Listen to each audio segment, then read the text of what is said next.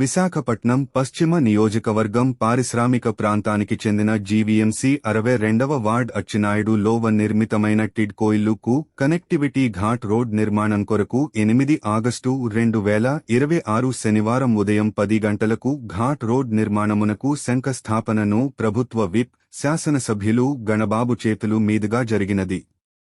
ఈ కార్యక్రమంకు టీడీపీ నాయకులు, టిడ్కో అధికారులు తదితరులు పాల్గొన్నారు. విశాఖపట్నం పశ్చిమ నియోజకవర్గం పారిశ్రామిక ప్రాంతానికి చెందిన జీవీఎంసీ 62వ వార్డ్ అచ్చెన్నాయుడులో నిర్మితమైన టిడ్కో ఇల్లుకు కనెక్టివిటీ ఘాట్ రోడ్ నిర్మాణం కొరకు 8 ఆగస్టు 2026 శనివారం ఉదయం 10 గంటలకు ఘాట్ రోడ్ నిర్మాణమునకు శంఖస్థాపనను ప్రభుత్వ విప్ శాసనసభ్యులు గణబాబు చేతులు మీదుగా జరిగినది. ఈ కార్యక్రమంకు టీడీపీ నాయకులు, టిడ్కో అధికారులు తదితరులు పాల్గొన్నారు.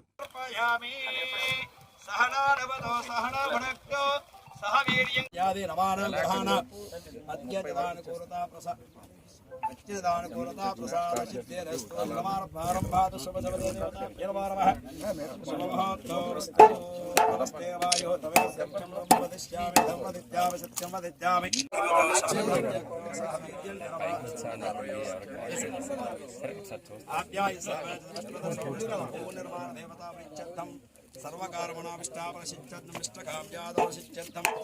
भद्रं ददातु भद्रं करुणयामदेवा भद्रं वक्ष्यामभक्तिरस्त्राः श्रीरङ्गेशे सस्तवाकं सस्तनवभीमसेवदेव भद्रविनाय तत्सं जरावदेवते गातं विज्ञाय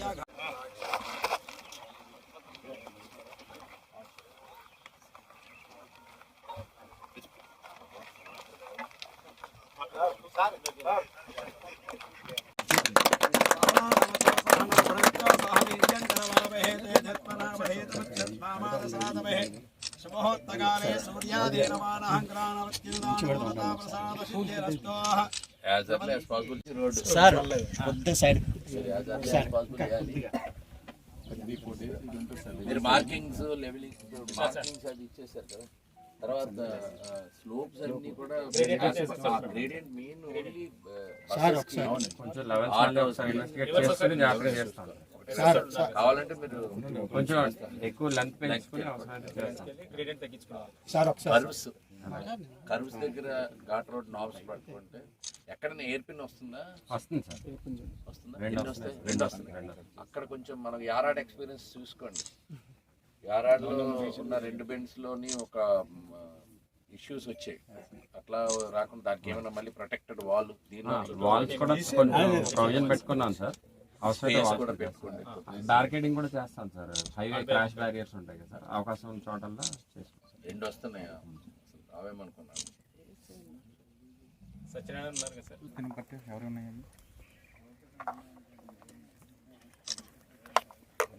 అచ్చెన్నాయుడులో అనగానే టిడ్కో ఇల్లు గుర్తొస్తాయి విశాఖ నగరంలో. ఎందుకంటే ఒక ఎత్తైన ప్రదేశంలో బ్రహ్మాండమైనటువంటి ఈ యారాడ హిల్స్, ఒకవైపు సముద్రం, ఒకవైపు నగరం కనబడేటువంటి ప్రాంతం, చక్కగా ఎప్పుడు కూడా గాలి వీస్తూ ఉండేటువంటి ప్రాంతం, పచ్చదనాన్ని కనిపించేటువంటి ప్రాంతం. విశాఖ అంటే అంతా కూడా ఆ గ్రీనరీ కానీ, ఈ కొండలు కానీ, సముద్రం కానీ ఇవన్నీ కూడా ఒక పెట్టని ఆస్తిలా ఉంటుంది. అలాంటి ప్రాంతంలో వీకర్ సెక్షన్ హౌసింగ్ నిర్మాణం చేయాలని ఆ రోజు 2014-19లో ఏదైతే టిడ్కో ఇల్లు నిర్మాణం చేయాలంటే ఈ ప్రాంతం, ఎందుకంటే విశాఖ పశ్చిమలో పూర్తిగా అర్బనైజేషన్ వచ్చి టోటల్గా బిల్టప్ అయ్యి గవర్నమెంట్ స్థలాలు లేని పరిస్థితుల్లో ఈ కొండ ప్రాంతంలో ఈ పక్కా ఇల్లు నిర్మాణం చేయాలని చెప్పి ఆలోచన చేయడం, ఆ రోజు 4300 ఇళ్ళని ఇక్కడ శ్రీకారం చుట్టడం అనేటువంటిది అందరికీ తెలిసిందే. ఇప్పుడు ఆ ఇల్లు పూర్తిగా అంటే నిజమైన గృహప్రవేశాలు చేసేటువంటి దానికి అడుగులు వేశాం. ఒకవైపు ఒక సబ్స్టేషన్ నిర్మాణం అంటే పవర్, కరెంటు, అదేవిధంగా మంచినీళ్ళు, ఇక్కడ ఉండేటువంటి ఇంటర్నల్ రోడ్స్ ఇవన్నీ ఫినిష్ చేసి లబ్ధిదారులకి తాళాలు ఇవ్వాలనేటువంటి ఉద్దేశంతో ఇప్పటికే సబ్స్టేషన్ పూర్తయింది. డ్రింకింగ్ వాటర్కి కణితి బ్యాలెన్సింగ్ రిజర్వాయర్ నుంచి పైప్ లైన్ ద్వారా ఇక్కడికి తీసుకొచ్చి ఇక్కడ ఆల్రెడీ ఒక ఎగ్జిస్టింగ్ ఓవర్ హెడ్ ట్యాంక్ ఉంది, రెండో ఓవర్ హెడ్ ట్యాంక్ కూడా మల్టీ లెవెల్స్ ఇక్కడ ఉన్నాయి కాబట్టి ఆ 3 లెవెల్స్లో ఉండేటువంటి అపార్ట్మెంట్స్కి అన్నిటికీ కూడా ఈ టిట్కో హౌసెస్కి వాటర్ ఇవ్వాలనే ఉద్దేశంతో అవి కూడా ఈ నెలాఖరికి పూర్తయ్యేటువంటి పరిస్థితి వచ్చింది. అదేవిధంగా ఎస్టీపీలు కూడా 2 ఎస్టీపీస్ని ఇక్కడ నిర్మాణ దశలో ఉన్నాయి, అవి కూడా పూర్తి కావచ్చు. సో దీనికి ప్రధానంగా ఉండేటువంటి యాక్సెస్ను, ఎందుకంటే ఒకేసారి 3,900 ఇప్పుడైతే కొన్ని క్యాన్సిల్ చేసి 3,900 ఇళ్ళనే ఈరోజు పూర్తి చేశారు. సో దీనిలో గత పాలకులు కొన్ని బ్లాక్స్ క్యాన్సిల్ చేశారు. ఇక్కడ ఒక దగ్గరే కాదు, మన నియోజకవర్గంలో పద్మనాపురం, ములగాడ, అచ్చినాడులో ఈ 3 ప్రాంతాల్లో కొన్ని నాట్ స్టార్టెడ్ బ్లాక్స్ అన్నీ క్యాన్సిల్ చేసిన మిగిలిన వాటిని పూర్తిగా చేసి ఇవ్వాలని పద్మనాపురం, ములగాడ ఇప్పటికే మనం అందరికీ కూడా కీజ్ హ్యాండ్ ఓవర్ చేయడం జరిగింది. కరెంట్ మీటర్స్ కూడా పెట్టుకోవడం జరిగింది. అందరూ కూడా ఇప్పుడు దపదపాలుగా దిగటం కూడా జరుగుతుంది. సో ఇక్కడ కూడా చాలా వేగంగా ఈ 1-2 మంత్స్లో అందరికీ కూడా ఇవ్వాలనేటువంటి దృక్పథంతో ఇప్పుడు ఎక్కడైతే ఇప్పుడు ఈ బ్లాక్స్ అన్నీ కూడా ఐడియల్ ప్లేసెస్లో ఉన్నాయి, పైన కట్టుకోవడం ఉన్నాయి కాబట్టి లోపల ఆల్రెడీ వైరింగ్ కానీ మీటర్స్ కానీ అక్కడ ఉండేటువంటి పైప్ లైన్స్ కానీ అన్నీ కూడా డ్యామేజ్ అయినాయి. సో ఒక్కొక్క బ్లాక్స్ని కంప్లీట్ చేసి వాళ్ళు హ్యాండ్ ఓవర్ చేస్తున్నారు కాంట్రాక్టర్స్.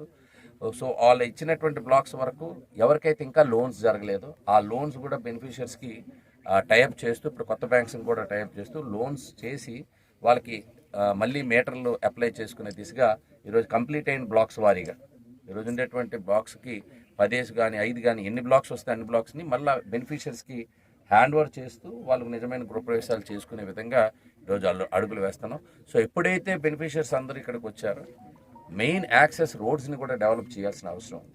ఇక్కడ నిర్మాణ దశలో ఉండేటప్పుడు వాటర్ ట్యాంకర్స్ ద్వారా ఇక్కడ తీసుకుని వచ్చి ఆ నిర్మాణాలు జరిగినాయి ఆ రోజు కాంట్రాక్టర్స్. సో ఏదైతే ఆ కచ్చా రోడ్డు గజవాక్ సైడ్ నుంచి వచ్చేటువంటి రోడ్డు ఉందో ఆ రోడ్ని ఒక ఘాట్ రోడ్గా మన ముఖ్యమంత్రి గారిని కలిసి రిక్వెస్ట్ చేస్తే వారు 13.5 కోట్ల రూపాయలు శాంక్షన్ చేశారు. ఇది ఒక ప్రధానమైనటువంటి ఇంపార్టెంట్ ఒక మోడల్ కాలనీగా విశాఖ నగరంలో కనబడతా ఉంది. కాబట్టి ఈ కాలనీకి వాళ్ళు గృహప్రవేశాలు చేసేలోపు మనము ఆల్టర్నేట్ రోడ్స్ని కూడా డెవలప్ చేయాలనే ఉద్దేశంతో చేపట్టం. ఇక్కడ ఆర్టీసీ బస్సు నేరుగా రావాలి పైకి, అది మనం ముఖ్య ఉద్దేశం. సో ఆర్టీసీ బస్సు నేరుగా రావాలంటే దానికి ఒక రోడ్ క్రియేట్ చేయాలి. ఈరోజు ఒక 4 km ఒక రోడ్డు ఇక్కడ నుంచి మన గాజువాక్ సైడ్ ఆ నిర్మాణానికి శంకుస్థాపన చేయడం చాలా ఆనందంగా ఉంది. ఇది కూడా ఒక 1-3 మంత్స్లో వాళ్ళు పూర్తిగా రోడ్డు పూర్తి చేసి ఇచ్చే క్రమంలో, అంటే మనం ఈరోజు గృహప్రవేశాలు జరుగుతున్న తరుణంలోనే మనం ఇన్ఫ్రాస్ట్రక్చర్, అదేవిధంగా ఇక్కడ ఉండేటువంటి వాళ్ళకి ఒక రేషన్ డిపోస్ కానీ, ఈ పైన ఉండేటువంటి వారికి ఒక అంగన్వాడీ సెంటర్ కానీ, ఒక ప్రైమరీ స్కూల్ కానీ, ఒక ప్రైమరీ హెల్త్ సెంటర్ కానీ, ఇట్లాంటివన్నీ కూడా ఒక కొత్త కాలనీ ఏర్పాటు అవుతుందంటే ఈ మినిమం ఎమ్యూనిటీస్ అన్నీ కూడా క్రియేట్ చేయాలి. అదేవిధంగా play fields, play grounds, parks ఇట్లాంటివన్నీ కూడా క్రియేట్ చేస్తున్నాం. సో మెయిన్ ఉన్న హడిల్ ఏంటంటే access roads. So Acer colony మీదుగా ఉండేటువంటి రోడ్డే ఇప్పుడు ప్రస్తుతం మనకి అందుబాటులో ఉంది. సో ఆల్టర్నేట్ రోడ్స్ కూడా ఇప్పుడు ఈ గాజువాక్ సైడ్ ఒక రోడ్ డెవలప్ చేస్తున్నాం. ఇంకా ఐడియల్ ల్యాండ్ ఈ హిల్ పైన చాలా ఉంది, అటు కూడా పరిధిలో చాలా ఉంది. ఫ్యూచర్ డెవలప్మెంట్ అంతా ఈ కొండపైన అనేక ప్రపోజల్స్ ఉన్నాయి. ఆ ప్రపోజల్స్ అన్నీ కార్యరూపం దాల్చాలనుకుంటే వాటికి కూడా యాక్సెస్ రోడ్స్ రావాలి. ఒకవైపు యారాడ పైప్ నుంచి గతంలో కూడా కన్సల్టెంట్స్ చాలా 2-3 ప్రపోజల్స్ పెట్టారు.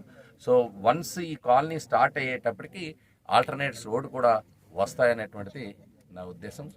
ఏది ఏమైనా ఈ ప్రాంతం ఒక ప్రాముఖ్యత చెందేటువంటి ప్రాంతంగా, జనసంచారం కలిగినటువంటి ప్రాంతంగా, ముఖ్యంగా ఒక బ్రహ్మాండమైనటువంటి ప్లేస్లో విశాఖపట్నం మన నగరం మొత్తం, ఎందుకంటే ఒక నియోజకవర్గానికి ఉండేటువంటి లబ్ధిదారులే లేరు, నగరంలో ఉండే అనేక మందికి పక్కా ఇల్లు అనేటువంటిది ఒక కలగా మిగిలినటువంటి రోజుల్లో ఇంత వేల సంఖ్యలో ఉండేటువంటి వారు నగరంలోనే ఇల్లు పొందే విధంగా చేయటానికి ఈ ప్రదేశం ఎంచుకోవడం మొదట్లో అందరూ ఇబ్బంది పడినా ఈరోజు ఇప్పుడు కంప్లీట్ అయిన తర్వాత, రోడ్స్ కూడా కంప్లీట్ అయిన తర్వాత చూసినాక ఒక సువిశాలమైన ప్రాంతం, చక్కగా గాలి వెలుతురు అనేటువంటి ఉన్నటువంటి ప్రాంతం కాబట్టి ఆ ఎమ్యూనిటీస్ అన్నీ కూడా క్రియేట్ చేయగలిగితే ఇది ఒక బెస్ట్ కాలనీగా అవతరించడానికి అన్ని చర్యలు తీసుకున్నాం.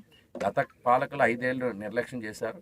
మనం వచ్చిన తర్వాత ఇప్పుడు ఈ ప్రభుత్వం ఎన్డీఏ గవర్నమెంట్ వచ్చిన తర్వాత ఒక్కొక్కటిగా అన్ని, అంటే ఫుల్ ఫ్లెడ్జ్డ్గా అన్ని అందించాలనే దృక్పథంతో ఇప్పుడు పనులు చేస్తున్నాం. అందులో భాగంగా రోడ్డు నిర్మాణం ఎప్పటి వరకు అందించగలం సార్ ఇప్పుడు ఓవరాల్ గా? ఇప్పుడు మనము ఈ నెలాఖరు నుంచి కొంతమందికి బ్లాక్స్ ఫినిష్ చేస్తున్నాం. ఒక 10 బ్లాక్స్ ఇప్పుడు వాళ్ళు కూడా కాంట్రాక్టర్స్, డిఫరెంట్ కాంట్రాక్టర్స్ ఉన్నారు, 2-3. ఏ బ్లాక్స్ ఆ బ్లాక్స్ ఎవరు ముందుగా వాళ్ళు కంప్లీట్ చేసేసి కీస్ హ్యాండ్ ఓవర్ చేసేదాకా ఉన్నారు. బెనిఫిషియర్స్ చేత కూడా ఎలక్ట్రికల్ మీటర్స్ కూడా పెట్టించేసి నేరుగా వాళ్ళకి తాళాలు ఇద్దామని చెప్పి డైరెక్ట్గా, అంటే వాళ్ళు ఫిజికల్గా వాళ్ళు లాక్ వేసుకొని వాళ్ళ సామాన్లు పెట్టుకొని వాళ్ళు భద్రపరుచుకునే పరిస్థితి. టైం బాండ్ ఏమైనా ఇచ్చామా మనం అధికారులకి? ఒక్కొక్క కాంట్రాక్టర్ ఒక్కొక్క స్టేజ్లో ఉన్నాయి ఇప్పుడు. ఎందుకంటే వాళ్ళు మళ్ళీ అక్కడ ఉండేటువంటి డ్యామేజ్ బట్టి వాళ్ళు ఒక బ్లాక్ని ముందుగా ఇవ్వగలుగుతారు, ఒక బ్లాక్ని ఇంకా పని జరుగుతుంది. బ్లాక్స్ వారి పూర్తిగా ఒకసారి చేసేసారు. ఓన్లీ డ్రింకింగ్ వాటర్ పవర్ లేవు కాబట్టి ఎలక్ట్రికల్ వైరింగ్ ప్లంబింగ్ చేయకుండా వదిలేసారు.